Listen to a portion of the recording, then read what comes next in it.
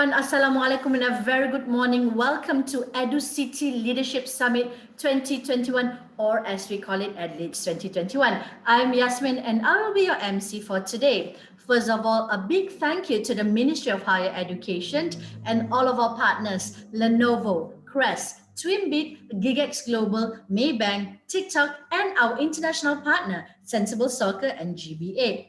So everyone, a quick summary of the previous session whereby Mike Phelan and David Horrock shared on topic of decision making. Some of the key takeaways are the best decisions are actually studied and planned. Hence, they are able to withstand the noise or impulsive reaction. And when you do small things such as taking a walk and giving yourself a break will actually help you in decision making exercise. And to influence some decision, you need to know and defend your opinion so other people can buy into your decision. So today's topic is an exclusive webinar series featuring the ever charismatic and vivacious Yang Berhormat Datuk Onn Hafiz bin Ghazi, Chairman of the Tourism, Youth and Sports Committee, in a talk on Youth Development Initiative in Johor. The webinar, titled The Johor Story, the Youth Leadership Development, a Perspective from Progressive State, will be moderated by the talented Syed Mohsen Alkaff, Deputy President, Gabungan Pelajar Melayu Semenanjung, to explore the initiative in youth leadership development, and later they will be joined by the beguiling Shevaun Ritikos. Let us look at this video first, introducing the panelists for today.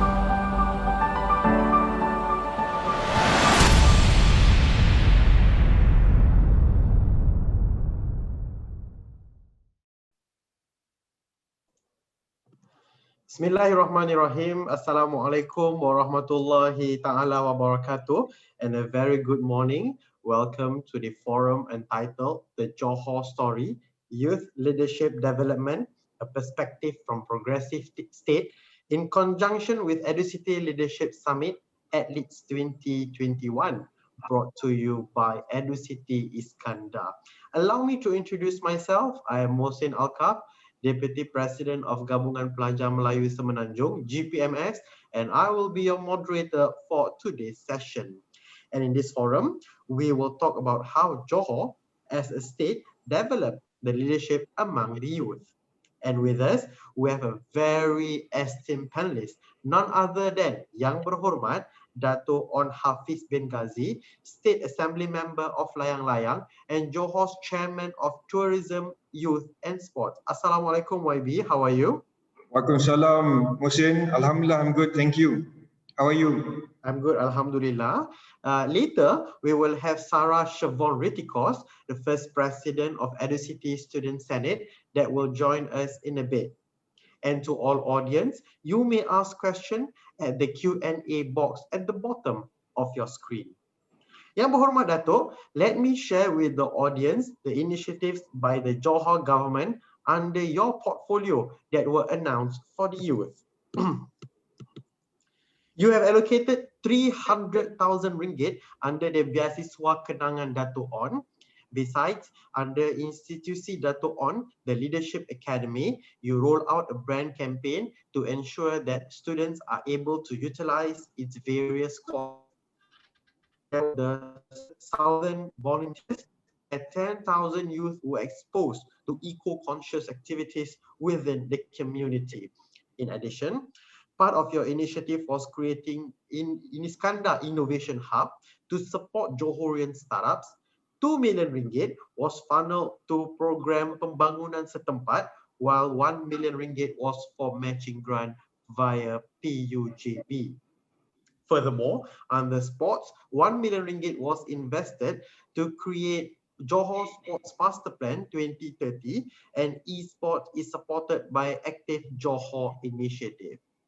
Under human capital, 8 million ringgit was allocated to execute Perantis Iskandar, an upskilling and reskilling program, and another 8 million ringgit was part under Gerak Kerjaya Johor. So, Yang Berhormat Datuk, looking at Johor after almost a year being in office, what is your view as a state lawmaker on the importance of leadership development among the youth? Silakan, Datuk. Assalamualaikum warahmatullahi wabarakatuh and salam sejahtera. A very good morning, everyone.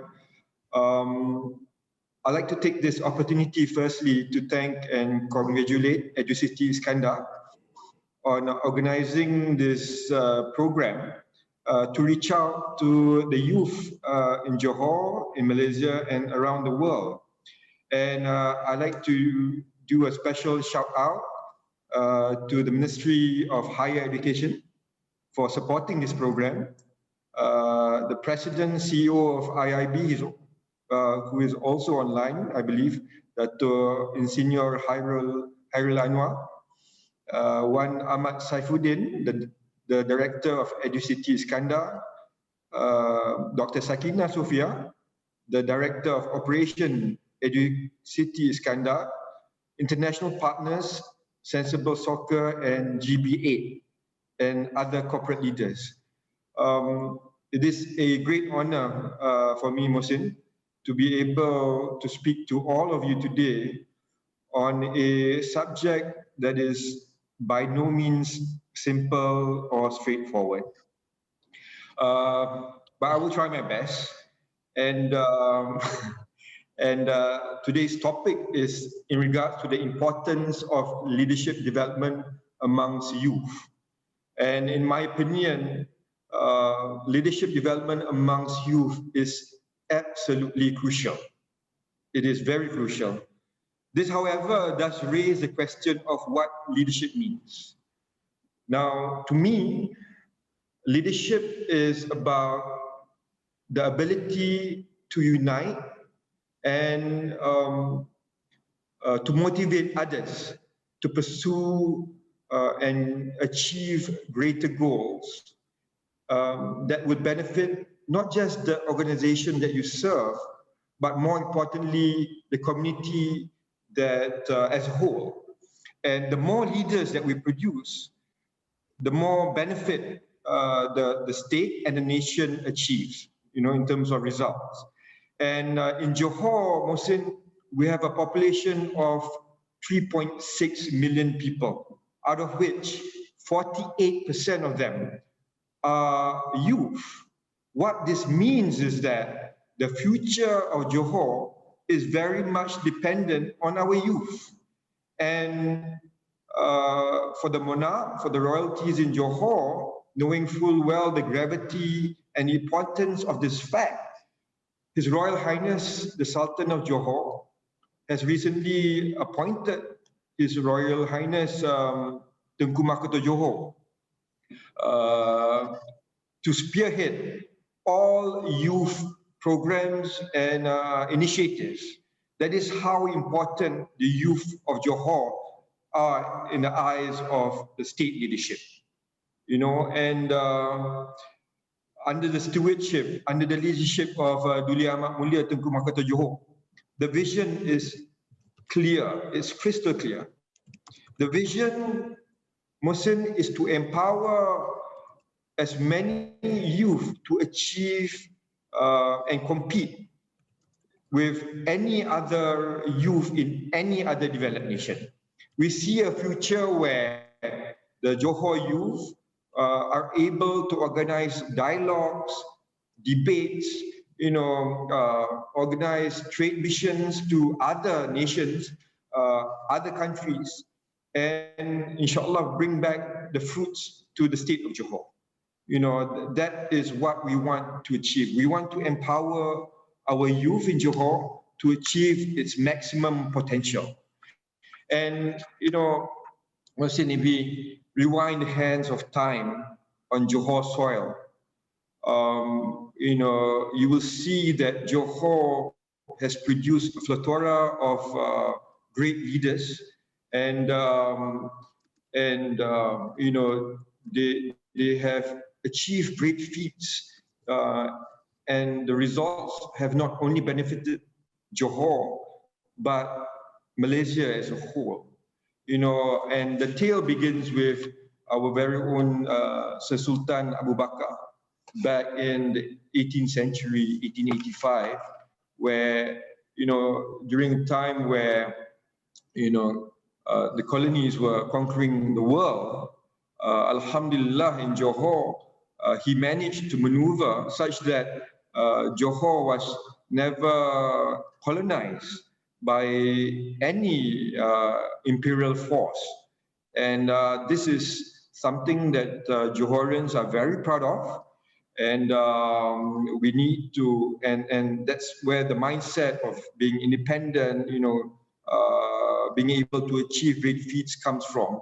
And Johor, other than the Sultan, we've produced many other great leaders. Just to name a few, we have Datuk Onn, Tan Sri Anwar Malik, Haji Said Alwi, Tan Sri Noh. Together they formed the UMNO to rally the Malays against the Malayan Union.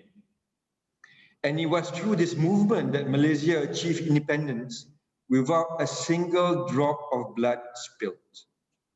And other notable Johorians are people like Usman Awang, one of the greatest poets in the country, Robert Kwok, who is the richest person in Malaysia, Tan Sri Zeti, renowned to be one of the best Bank Negara governors ever, Tan Sri Yahya, the first open heart surgeon Malaysia produced. And these are some examples of great Johorians. But I'm not here to blow our horn or toot our collective horn, nor am I trying to be nostalgic, Mohsen. What is more important and more pressing to all of us is how we can build upon the groundwork and the framework that our forefathers have set for us, and also learn from the errors in order to forge a better Malaysia, a better Johor. And to the youth, and myself included, we need to know and understand and comprehend the rich history of this beautiful state. And it is critical for leadership development amongst the youth, I feel. And if our forefathers could do it, Mohsen, inshallah, we can do it too. Inshallah, YB. YB, there's a question from the audience. The question is, some of the initiatives are physically in nature, such as infrastructure. With the COVID's new norm in place, how does this affect your plan in youth development in Johor? Do you go virtual, or what sort of content to adapt to the new norm? Yeah, that's a very good question, Mohsen. Now, obviously, the whole world has to adapt to the new norm. And what we've done at the state level, just 2 weeks ago, we got all the federal and also state agencies to have a virtual meeting with the youth leaders across the state in every district. And, Mohsen, we have, about 20 state and federal agencies presented to the youth, and it took over 3.5 hours to do that presentation. This is not the first time we're doing it. We did it last year. And, to my surprise, I think, and I think the youth leaders would see it clearly, is that a lot of these agencies, sadly, we've been working in silos. It's time to break down those silos because the intention of each agency is very noble. It's about helping the youth, it's about helping the state, it's about helping the nation. But, we have to break down the silos because in order for the youth to be in the know, because at the end of the day, what's the point of doing initiatives and programs, but but at the same time, the youth don't know what we're doing. So yeah, having this virtual conferences and meetings is the new norm. Today itself, there are hundreds of people online listening to you, Mohsen, in regards to today's program. Yeah. So what we intend to do, so that was the first phase in terms of reaching out, but I intend to do this at a district level, meaning, for example, for the state, for the district of Keluang, for example, or Muar, it'll be more focused. Maybe not all 20 agencies will do online sharing, but maybe the relevant 4 or 5 agencies that's suitable for that district. Yeah. Okay. There's a question also about what is the current state of unity? Do you think giving special privileges to Malays helps unity? And yeah, it's kind of but yeah, we do know about the existence of Bangsa Johor. Maybe Yang Muhammad Datuk can explain how actually this the title Bangsa Johor can actually unite, and what's the current state of it? Wow, I think I didn't expect such a deep question so early in the morning. Yeah. Apparently there's a few. A wise man once said, if you want to go fast, go alone. But if you want to go far, go together. And that is what unity is about. Mohsen, this great country, this great nation, we achieve independence because of unity. And, through the experience and, wise leaders that we had, the likes of Tunku Abdul Rahman, Tun Sambatan, Tun Tan Cheng Lock, they all sat down representing their own communities and negotiated, and there was that give and take mentality and attitude where they represented all races to come together to negotiate with the British. And Alhamdulillah, Muslim, through this unity, Malaysia achieved its independence without a single drop of blood spilled. And there was compromise, Mohsen. And that's why for us to move forward, unity is very important. And we have to know our history, like I mentioned just now. It can be a very boring, dull subject, but we are where we are today because of the history. Correct. And in order to move forward, I'm not saying that special privileges is a must for the next 100, 200 years. But in order to move forward, and if you want to renegotiate, we must sit down and again and have that mentality of give and take. Move forward. Yeah. I mean, that's just my 2 cents worth. Yeah. YB, as a leader yourself, what do you think of the best approach to encourage and mobilize the youth to engage themselves in leadership? I think the answer lies in the question itself, Mohsen. Okay. I think it's really about engagement. There is no shortcut. There is the leaders of today, right from the top must engage the youth. And, because at a youthful age, we're very idealistic about things. And, we want to achieve things in a very short span of time. But at the same time, we have to be realistic. And, and we've got to be objective about things. That's why the leaders of today must engage the youth. And that's why, I applaud initiatives like what you're doing today in terms of engagement. But at the state level, that's why through Institute Datuk Onn, we are doing things like internship programs to engage young leaders to come on board to see what it is like to administer. At the same time, as you know, Mohsen, as you pointed out in the slides just now, we've got the Southern Volunteers Program. This Southern Volunteers Program is a four-stage program where we start with the basic leadership. It's a program approximately 3 days, and then after that we've got the volunteerism program under the Southern Volunteers, and we've got the patriotism program, and last but not least is we've got the global leadership program. This is where we want to expose our leaders to leaders abroad, expand our horizons, mix, and we have to have that mentality where if other countries can do it, if Singapore can do it, if Australia can do it, Malaysia and Johor can too. Of course, YB. And with the exposure for the youth, there's a question from Maran. Dear Datuk, going along with the statistic of 48% of Johor population, what is the current percentage of youth participation in the Johor administration, especially in Dewan Negeri? And maybe I can add to this question, and what's your expected, maybe in 5 to 10 years to come, what is your expected percentage will be ideal for the youth to be in the administration? I think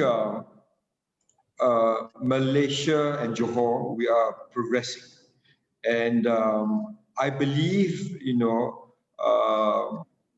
the people that we choose as leaders is a reflection of the community. And if you look at our Dewan Negeri at the moment, you can easily see at least 20% of the state reps are considered youth. In Johor, the age group for youth is 16 to 40, and the youth are represented in both the government and the opposition.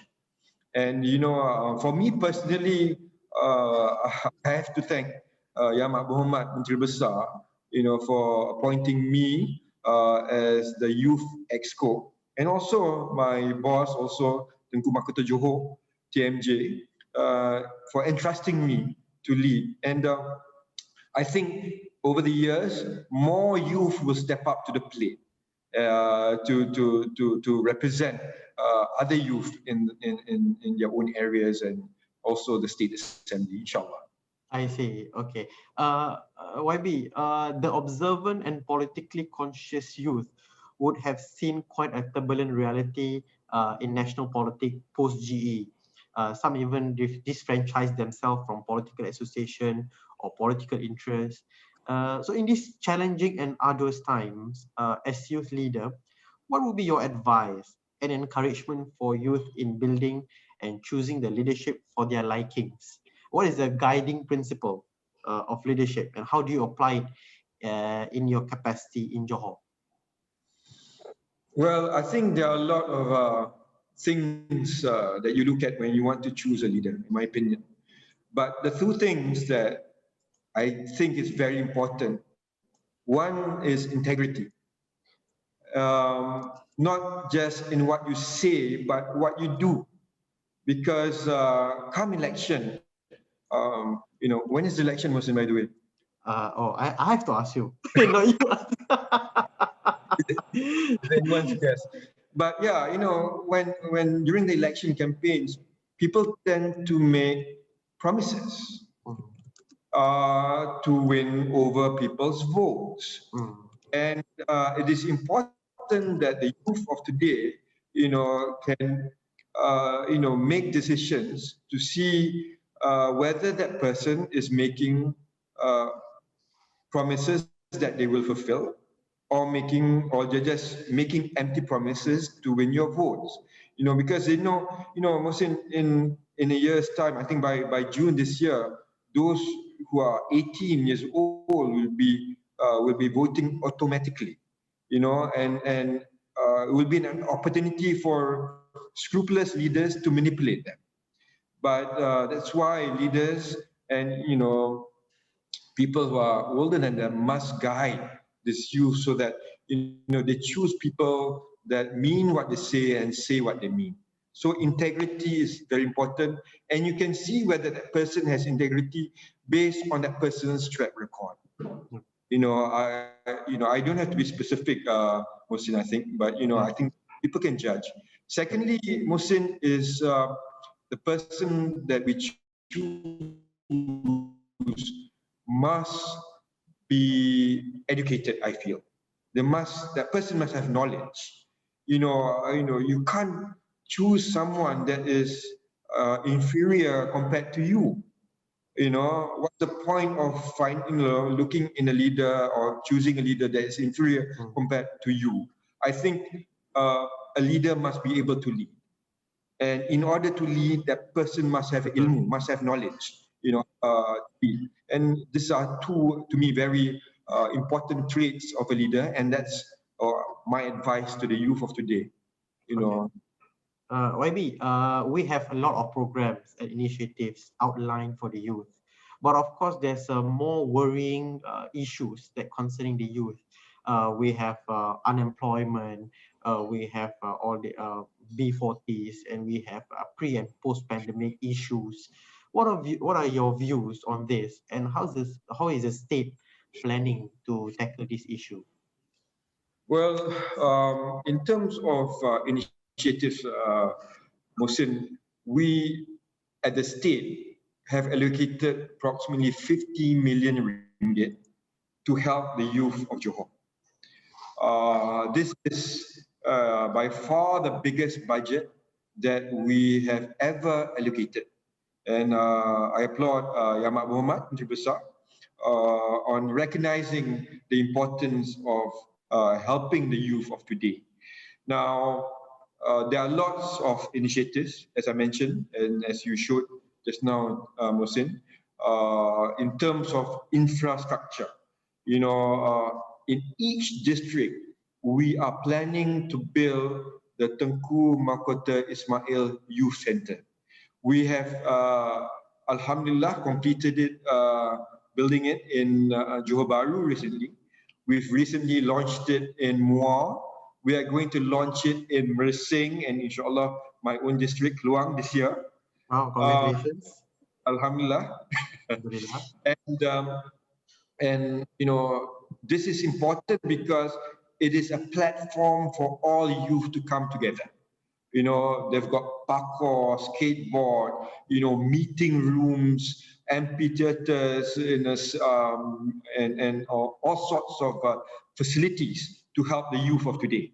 So in terms of infrastructure is one. Secondly, in terms of initiatives, well, you know, there are a lot of grants out there to help our youth, especially when it comes to the entrepreneurs. So we want to encourage people to go into business, Mohsin, and through Tekun, through Mara, you know, through even we've got matching grants through IRDA, and even through EduCity, you know, to help the youth. So you know, there are a lot of initiatives, Mohsin, so I will not bore you with the details. But what I promise to do is I will come up with a template, with a booklet that we can share with the youth so that, you know, it can be simplified and so that, you know, they understand where to go. Because when it comes to training, reskilling and upskilling, you know, nearly all agencies offer this initiative. Yeah. But you know, sadly, the youth don't know where to go. Correct. So it is my job to make it, to summarize it and simplify it, so that the youth of Johor can go and you know, go online and see what is out there in terms of helping the youth. You know, and on top of that, you know, we're doing trainings for, you know, through IKBN, IKTBN, You know, universities are coming on board. Even Majlis Sukan Negeri Johor have their programs for the athletes and all that. So there are a lot of initiatives, Mohsen. I see. Okay. YB, talking about, you have mentioned about leaderships, youth, and the initiatives by the Johor government. Let's hear from the product of leadership by EduCity, none other than Shevaun Ritikos, the first president of EduCity Student Senate, to share some of her experience in EduCity Student Senate. Hello, Sarah. How are you? Sarah here. Hi, I'm doing good. Hi, YB Datuk and Mohsen. Hello, Sarah. Okay, Sarah, tell us about yourself. Well, before I can even start that, first and foremost, I have to thank EduCity and EdLeadS for having me here. It's absolutely amazing that I am able to participate and meet and listen to international and local leaders even before I graduate. Anyways, my name is Shevaun Ritikos, currently taking my diploma in maritime law with Netherlands Maritime University College in my final study semester before I start my internship. NMUC is one of the multi-varsities that's with EduCity, and that is how I was introduced to EduCity Student Senate. With that, I am their first EduCity Student Senate president. I'm very stubborn. And although I had the chances to study different fields, I wanted either law or to become a seafarer. So imagine my surprise when this course, maritime law, became available in Malaysia, which was perfect for me. Yeah. When I heard that it was going to be based in Johor, I became excited. And guiltily, I admit that I planned more about where I was going to travel, what I was going to do, where my friends were going to go makan together, more than I did for my studies. Yeah. But so far, I have enjoyed exploring Johor. From enjoying the city, go splashing around in Legoland, chilling at Putri Harbour, or just to hang out at EduCity's gigantic stadiums, their student hubs, the multiple lounges, and the recording studio, and so on. Yeah. And the best part is I travel by free bus. So free is a student's favorite word. I can't speak for my other college mates or student senate members, but when I became president through democratic votes by other varsity senate members, I felt extremely proud, and I witnessed firsthand as a lot of doors and opportunities opened up for me. The Senate has made multiple events and activities for our fellow EduCity student members, even though the pandemic has forced most, if not all of us, to go into lockdown. We made multiple virtual parties and competitions and meetings, and honestly, it was a lot of fun. I dare say that my CGPA is quite good. I'm proud of it.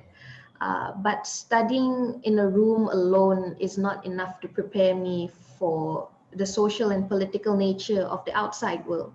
So being with EduCity and joining their connection in and out of Johor, I am able to experience real world opportunities for networking, to shake hands with leaders, to listen to them and meet them now, even though it's virtual, and just to be more prepared and excited for the future. Okay.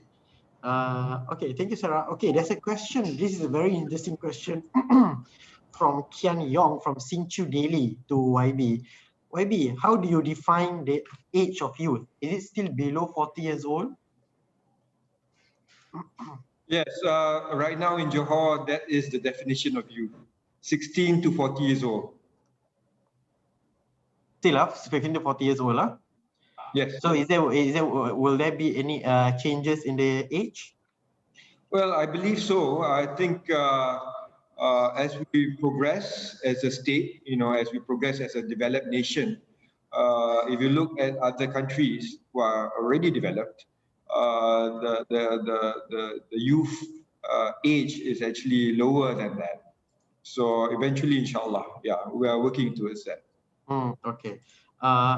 Sarah, looking at Johor's initiative, how do you think that, from a perspective as a student leader, how do you think these particular initiatives will benefit the students, particularly in EduCity and in Johor? Well, speaking as an EduCity student, I think I had the complete package as a student to thrive. Of course, I had the usual troubles any student will face, like schoolwork, assignments, friends, family, drama, allowances. But due to the facilities prepared by Johor and both EduCity, I really did not have trouble thriving. If I wanted to go anywhere, I took the free bus instead of paying, let's say, 20 ringgit to get to the city center. My friends would hang out anywhere, seeing that EduCity is 305 acres. It has the EduCity Sports Complex, they have accommodation lounges, and my favorite with my friends would be the EduCity Hub, that's where the McDonald's is. Whenever I'm stressed out or I just need some time alone, I would take the P101 free bus to Hutan Bandar area. That is where the hub is located, where the video was showing just now. I was even going to join their rock climbing program, but then COVID started. So it's not the same as just being a student in an international university. I was not confined to only knowing my college mates or my other students, but other students from other varsities in different fields of studies and professions. I think without this connection, I wouldn't have known or joined certain events, such as the TEDx talk hosted by University of Southampton, where I was a student speaker. Honestly, I did not know that my college, NMUC, was part of EduCity when I first joined, but it has made a tremendous difference to my social and private and study life. Sadly, COVID happened, and maybe I did not do as much as I was hoping for, and I did not enjoy the facilities and new development that Johor has planned and made so far. But even in the short amount of time, I made a lot of accomplishments that I'm very proud to look back on. And really, it's because of the developments and facilities and support of Johor and EduCity, there's no doubt. I see. Okay. Sarah, Dato, there's a question from Norfi from the Iskandarian. Good morning, Dato. Norfi from the Iskandarian. Would this state youth leadership endeavor plan to involve NGOs as well? Definitely, that's why we created the 1,000 volunteers. Now, we realized that there are a lot of NGOs out there, and there are a lot of individuals that would like to come on board and step up to the plate when it comes to leadership. Leadership, not just by leading, but by helping others as well.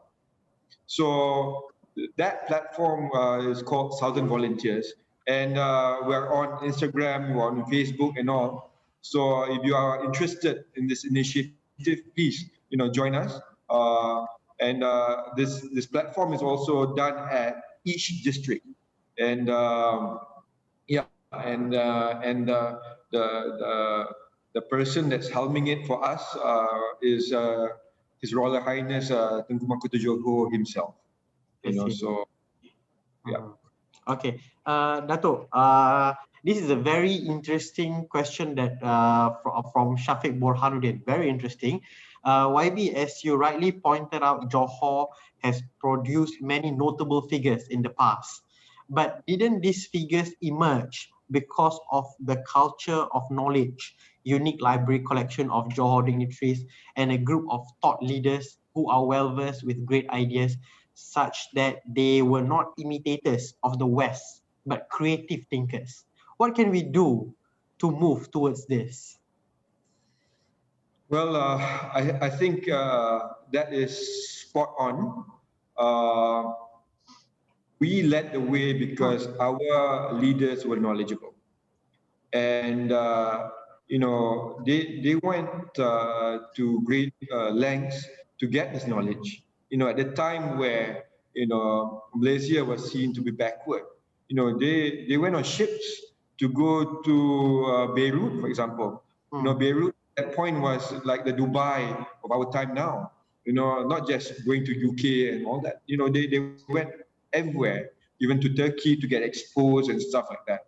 So yes, I think to me, education is important. That is the key. And really, the Ministry of Education really has to, look at the syllabus, in terms of for our children, so that we can build a brighter future for this country. And I think we as a youth should not be afraid of knowledge. We are always learning. We need to be, we need to have that mentality. And for Johor, for me, not to butter up anyone, but if you look at what His Royal Highness Tunku Mahkota Johor has achieved, he's built this magnificent infrastructure, JDT Stadium. It is state of the art, Mohsen, as you know. People that visit the stadium are in awe. And it's not just about infrastructure, but also the team itself. We've won the Super League 7 consecutive times, and that is a track record we're all proud of. But the point is, we always strive to be the best. And in order to be the best, we cannot be afraid of knowledge. And that is the mindset we need to continue to inculcate into our young. Okay, YB, there's this one question from Idham from UPM. Okay, what is your commitment towards encouraging Johor youth and their NGOs in protecting the environment? Question number 1. Number 2, in SDG, Sustainable Development Goals, no one should be left behind. How is the state government will ensure the total inclusiveness of youth from rural, urban, B40 community, OKU, belia orang asli, and other marginalized youth? So the first part was about Johor youth and their NGO in protecting the environment. Okay, second one is about how is the state government will ensure total inclusiveness. There's no marginalized youth. That means you will have participation from all kind of youth, all segment of youth. Okay, so to answer the first question by Idham, in regards to the environment, we have a program called Active Johor. And under this program, Active Johor, we encourage people to, protect our rivers, and also to protect our mountains. So yeah, the objective of these two programs under Active Johor is, while you're having fun, you need to protect your environment. So obviously, we couldn't do it last year, but inshallah, after COVID is, once the pandemic has subsided, we'll pursue this agenda in a more diligent manner. Secondly, it was in regards to being inclusive, right? So, like I said, we do not have favoritism when we engage the youth. We cover all races and all age groups and all NGOs, whether be it from rural or from the more urban areas, we cover all. And that is why, I said to you, we created this platform called Southern Volunteers, so that all these NGOs, regardless of race and religion and background, can participate under one umbrella. You have your own identity, but as this Bangsa Johor, we have this umbrella to cover everyone. I see. Okay. YB, there's a question for Sarah pula. Hi Sarah from Anis Nazari. How different is student leadership pre and post pandemic time? How different? Well, speaking from my experience, thank you for the question, by the way. I think we, as the current students who are going through the COVID pandemic, we kind of gained the skill of adaptation a lot better than our seniors. It just shows that we are able to adapt. So when we first started the COVID pandemic, pre-COVID pandemic, people go to classes. I took the free bus. Everything was a routine. I stayed in Johor. But then when COVID started, we had to very quickly know how to work together through online Zoom meetings. We have to put emphasis on upgrading certain things that we didn't think maybe was important, like having good connection or having the internet. But one thing that I really particularly like about, well, not particularly like, but what brought out a trait in a lot of my fellow students when the COVID started is that everyone was a lot more caring. Everyone started calling every other person up, even though we're not so close, like my members, my college mate. We were asking each other, hey, how are you? How is the COVID doing? Are you doing well? How's your family? People just started being a lot more empathetic towards everyone else. So it's not just about having good connection, being able to do things through online. I think post-COVID, currently we are going through the COVID. We are learning a lot about humanity, even though everything is virtual now. So there are pros and cons to it. Of course, we can't go out to McDonald's now, but we can have McDonald's party, a big McDonald's party through Zoom. So, everything is going virtual, right? Yeah. Thank you, Sarah. YB, coming back to you. There's a question from Prince Saud. Okay, how to make sure the integrity in youth leadership development? What is the best way, and how can we relate with the programs outlined by the state government? Sorry, can you repeat the question? How to make sure the integrity of in youth development, in youth leadership development? That means you inculcate the integrity. How do you do that, and how do you make sure of that? Well, I believe that, from a government point of view, from an administrator's point of view, we can create all sorts of wonderful programs, Mohsen. But whether the youth or the leaders choose to implement what they learn and experience, it's really up to them. The choice is theirs, and that is why I think it is important for the youth to have role models that they can look up to. Okay. Personally, my role model will be people like Mahatma Gandhi, Nelson Mandela, even Margaret Thatcher, leaders that I aspire, and I look up to. So there's always that goal in mind that, as a leader, this is who I want to be, and this is how I want to serve. So I think that keeps me in check. And I think for the youth, you have to have that as well, so that there is that drive, that motivation that compels you to move forward. I think, and it's got to be internal. We cannot force anyone to do anything, Mohsen.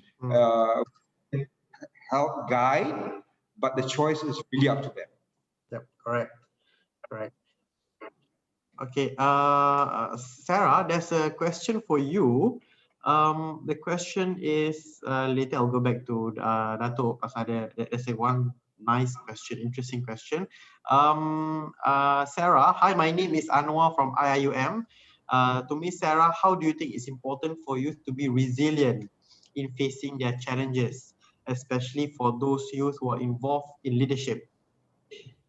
All right. Thank you, Anwar. This is a really nice question. So I think, again, everything's coming from my own personal experience. When I think of leadership, at least prior to me starting to become a leader, I thought of what I saw from my previous generations. You know, my parents, they were very strict. So I thought when it comes to being a leader, you must have the ability to boss people around. But coming into the world, I see that that's really different now. A lot people now are more socially conscious. You know, we can't get away with doing a lot of the things that we people used to do before, and in resilience in facing the challenges. So when I first became president, I was very nervous, very nervous, and I did not know what to do. I felt like everything I was doing was wrong. But in my position, I brought everyone together, and with that, my members, they were very supportive. You like what YB Datuk said just now, you know, you want to go fast, you go alone, you want to go far, you go together. So just because you have the title leader does not mean that one has to be alone, that one has to face the challenges alone.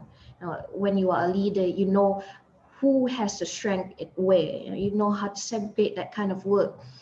And the motivation, look, I don't think that leaders is just a set of small group of people can be leaders. I don't believe in that. I believe that now everyone can and should have that leadership trait. They should inculcate it, absolutely. Because later on, when we go into life, it's not just us alone.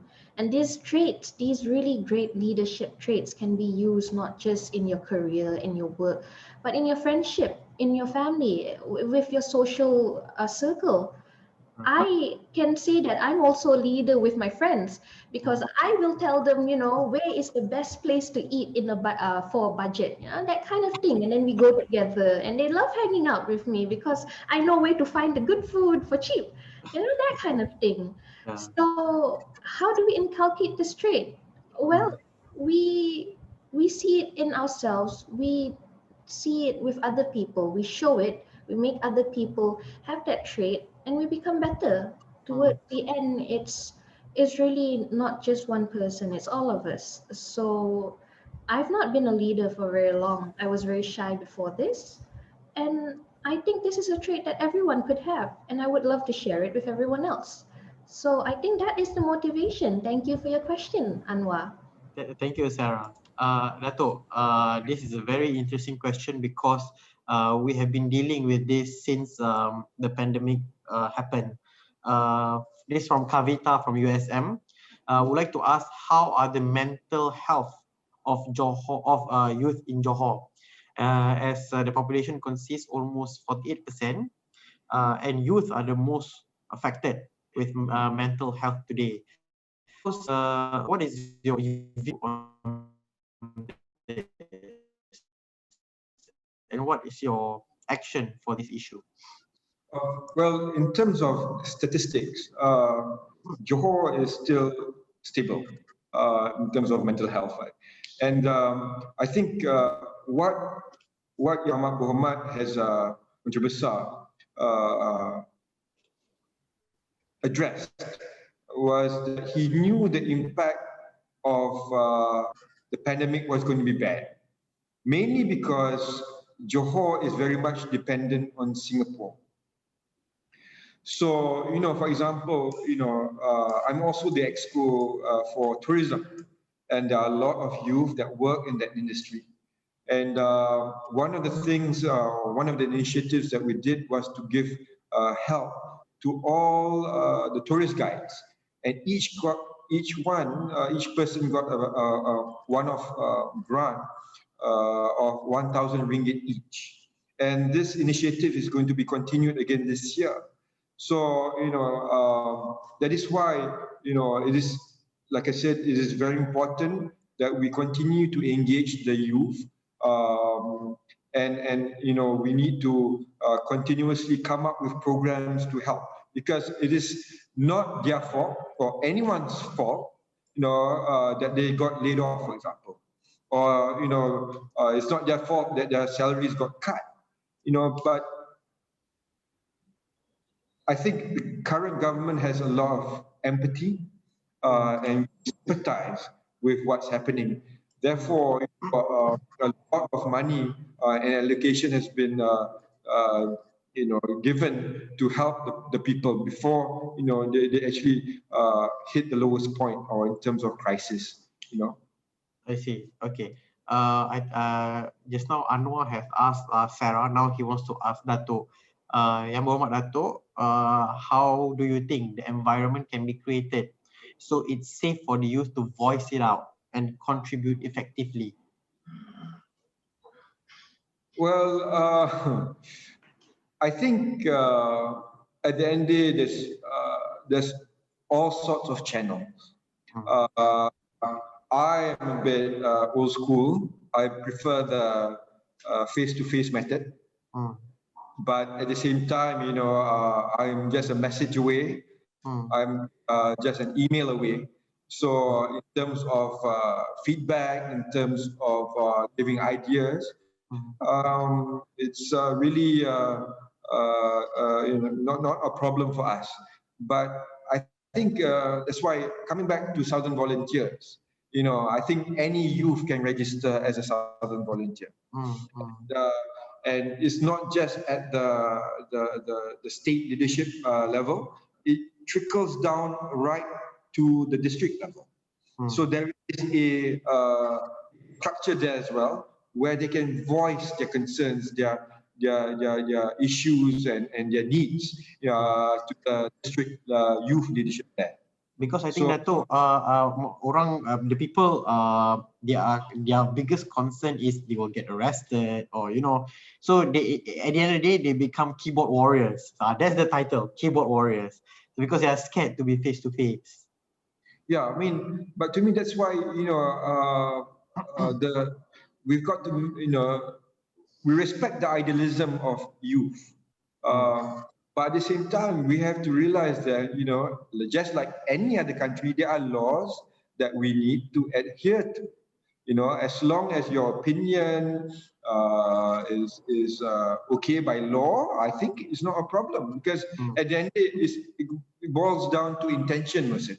Yeah. If your intention is to create a better district, a better Johor, a better environment for the youth, I think how and when you say it, should be okay. Unless you're going out there, swearing and cursing and throwing out vulgarities, I don't think that is acceptable to anyone's standard, Yeah. Okay, Dato and Sarah, I think we have a bit time left. So before we end, perhaps we could have YB Datuk Onn and Sarah to have their final words, or maybe your hope.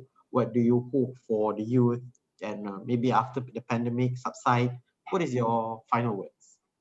Silakan, Datuk. Yes, Sarah. I go first, YB, Datuk. Thank you. My final words to listeners, I would like to tell you to be proactive, as a student or someone who's about to start their studies or someone who's about to graduate. Be proactive. Look for the opportunities to always better yourself. Even small preparations can hugely help in your future. Or if not, at least you can look back at that time, that point of time of your life, and you can feel proud of yourself. I'm blessed to have been part of EduCity, to be in Johor during the initiative of YB Datuk Onn and the state's emphasis for students. But for you, find the opportunities where you are at. Take the chances, take one step back and 3 steps forward. Be happy, take care of yourself, and we're all gonna be fine. Okay, Datuk. I believe that Johor possesses a trove of untapped potential. Potential in terms of growth and human capital development. And I believe it is a potential that we have yet to reach. Geographically, Johor, as we all know, is at an advantage because we are strategically located at the southernmost tip of Peninsular Malaysia, neighboring Singapore. Johor possesses an abundance of natural resources, and we have an array of beautiful, spectacular, and breathtaking sites to offer. But Johor's greatest asset is its youth. And I would like to invite, Johor youth to come on board with us to make Johor a success story, just like how I said in the beginning, how our forefathers did it. Inshallah, we can do it. And finally, I'd like to take this opportunity again to thank Sarah and Mohsen for being part of this discussion, and also to EduCity for organizing this wonderful program. Thank you so much, Mohsen. Thank you, YB Datuk. Thank you, Sarah. Actually, there's a lot of things that I know the YB would like to share, and 1 hour is definitely not enough. So we might have to do a town hall for this, Datuk. Okay. Okay. With that, our forum has come to an end. Thank you everyone for this enlightening session, especially to our esteemed panelists, Yang Berhormat Datuk Onn Hafiz bin Ghazi, and our guest speaker, Sarah Shevaun Ritikos, for their insightful sharing. Thank you very much to the audience for your participation. We hope that you find this session beneficial and inspiring you to be a leader in your own right. I believe there are lots to be learned, and keep lookout too for Johor with dedicated figures like YB Datuk Onn himself and EduCity's constant strive for great content and participation. I'm Mohsen Alkaff, looking forward to see you in the near future again. Take care, stay safe, Assalamualaikum warahmatullahi ta'ala wabarakatuh, and bye-bye. Haji Yasmin, back to you.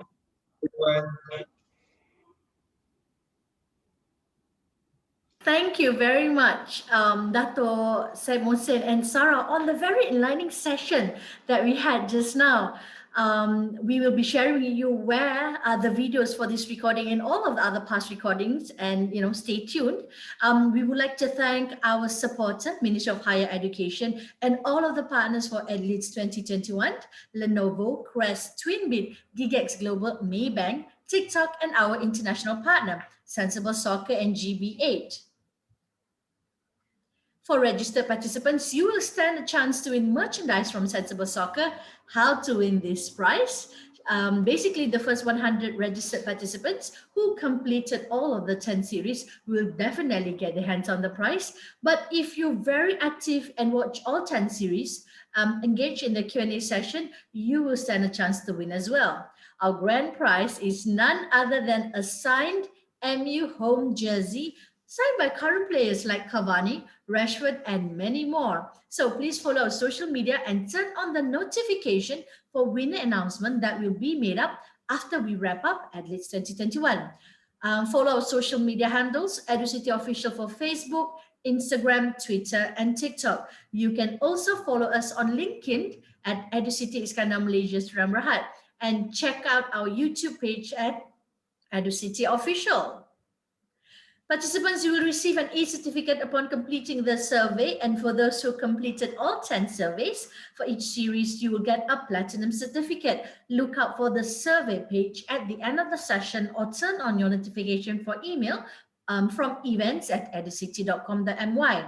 So very exciting. Today at 3 p.m., there will be the session featuring Mike Phelan and David Horrocks again from Sensible Soccer, who will be talking about the topic of communication. Now, both Mike and David will give insights on the importance of communication at all levels, with key components for effective communication and the result.